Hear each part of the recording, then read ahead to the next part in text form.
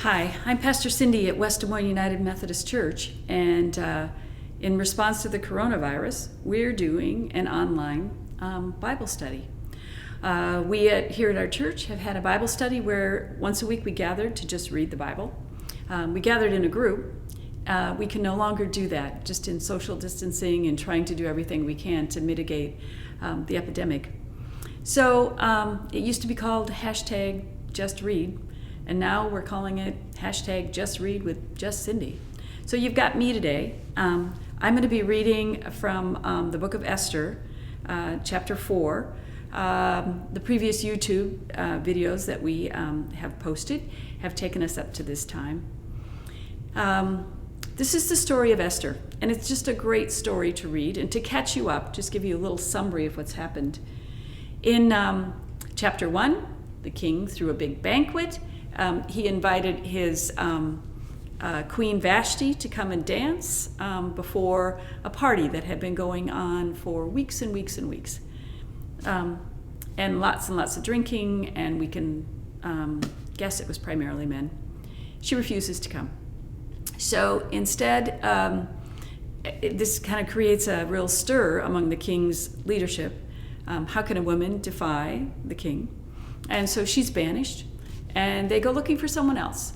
And the person that they find to replace her, now the king has a harem, this was to be the queen in the harem, was a young woman named Esther.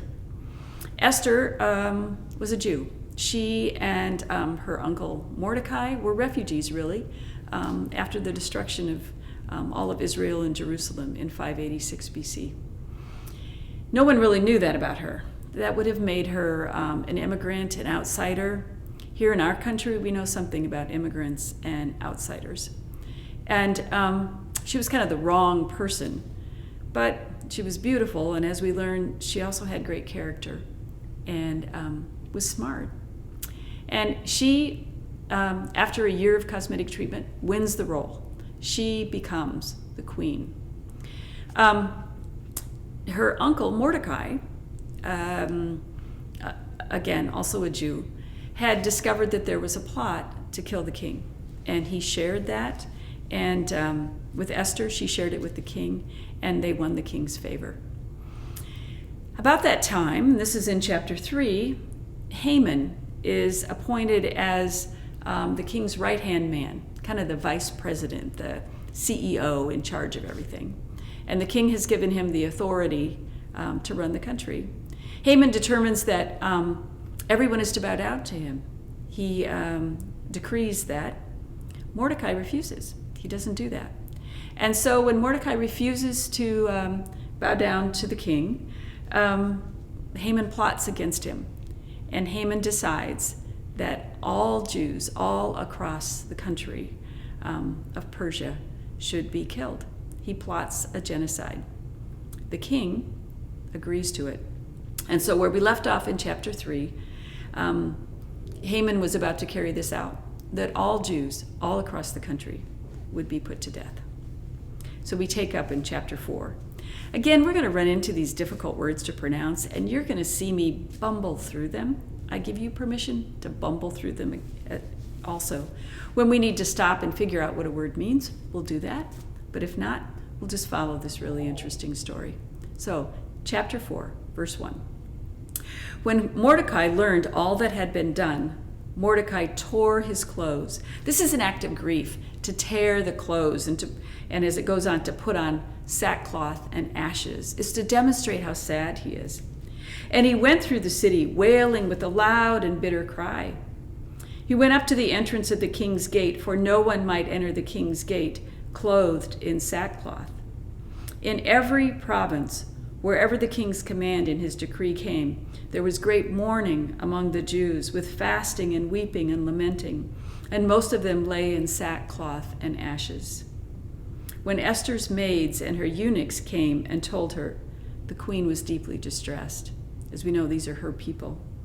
She sent garments to clothe Mordecai so that he might take off his sackcloth, but he would not accept them. By putting on other garments, he would have sort of been saying, no, I'm not part of them. He might have been able to hide his identity. But Mordecai is a man of character. This is who he was, and he wasn't going to change that. Verse 5, then Esther called for Hathach, one of the king's eunuchs, who had been appointed to attend her, and ordered him to go to Mordecai to learn what was happening and why. Hathach went out to Mordecai in the open square of the city in front of the king's gate. And Mordecai told him all that had happened to him, and the exact sum of money that Haman had promised to pay into the king's treasuries for the destruction of the Jews.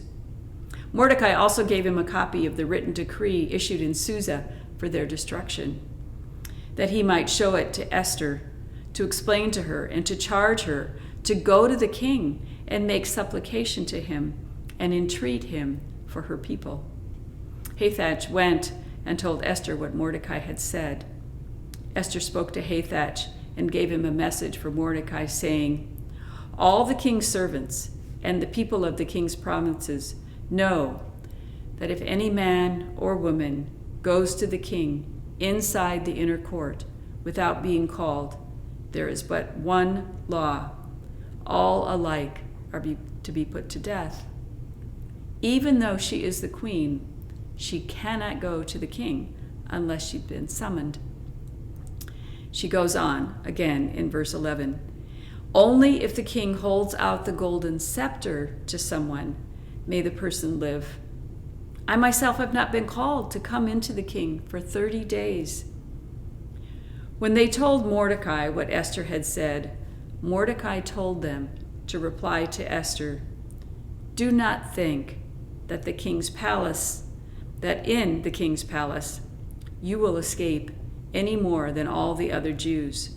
For if you keep silent at such a time as this, relief and deliverance will rise from the Jews from another quarter.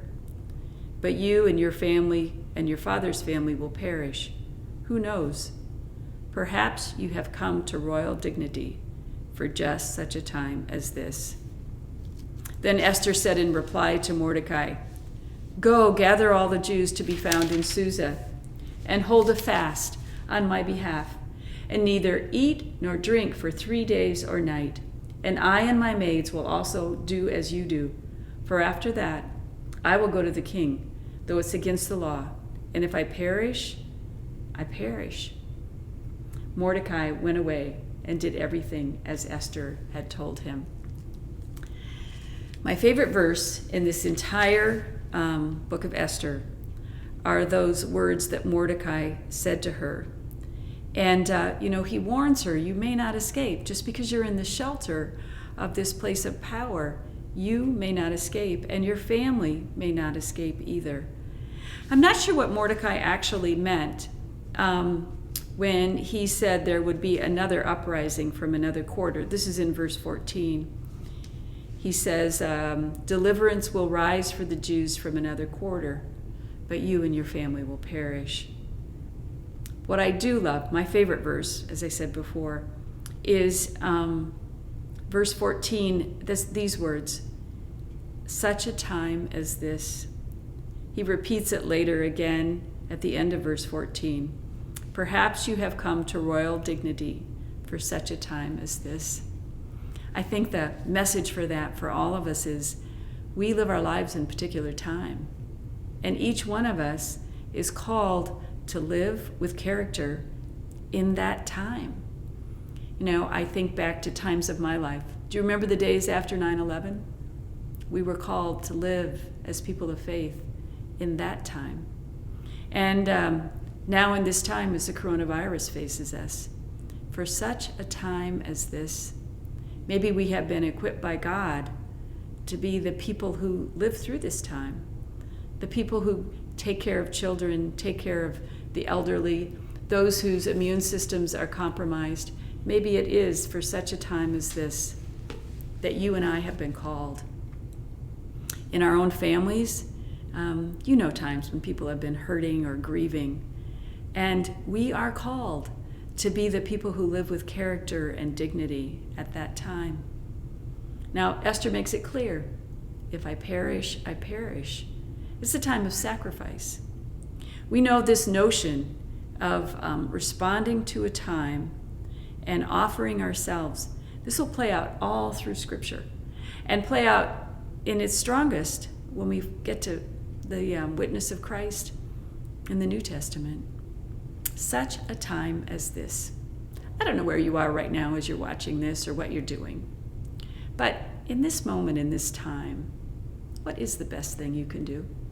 The thing of character and dignity, the thing that the people around you need, the thing that is the best expression of God. Well, maybe God is calling you to exactly this time to be the person that God needs you to be. It's good to be with you. It's good to read Scripture with you. Even though I can't see you, I just have a sense that we have all gathered around this word. May it strengthen us all